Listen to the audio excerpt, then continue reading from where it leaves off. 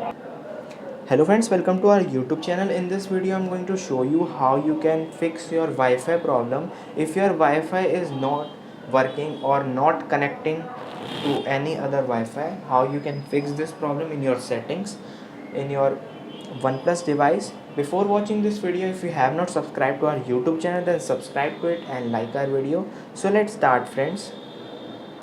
First you have to open settings, click on settings, and here it is additional settings. Swipe down, you can see battery backup and reset. Click on reset phone, and you have to click on reset network settings.